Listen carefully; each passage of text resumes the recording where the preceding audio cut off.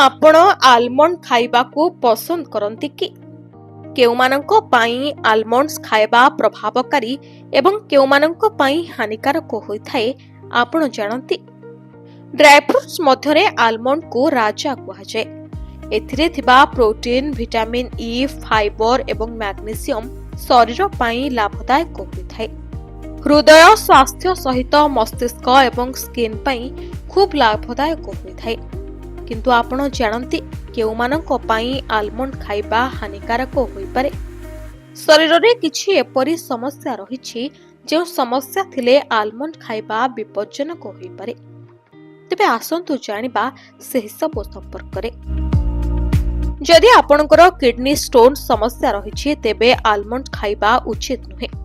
Almond रे oxalate भरपूर मात्रा रे रहिथाय, जहा किडनी रे थिबा कैल्शियम सहित मिसी स्टोन सृष्टि करि पारे। आलमंड व्यतीत काजू, पालंग एवं बीट भली खाद्य मध्य किडनी स्टोन रोगी पई विपज्जनक होई पारे।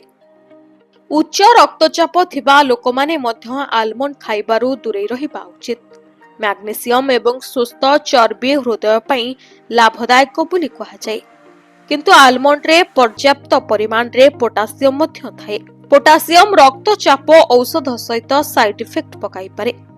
दुर्बल पाचन प्रणाली थिबा लोकमाने मध्य आलमंड खाइबारु दूरे रहिबा उचित।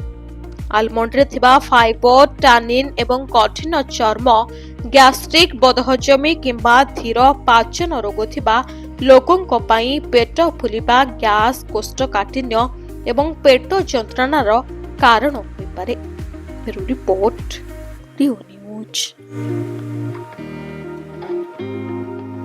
जदि आपंक आम भिडियोटी भल लगिला तेबे आम चैनल को लाइक, शेयर और सब्सक्राइब करने को जमा भी भूलंतु नहीं।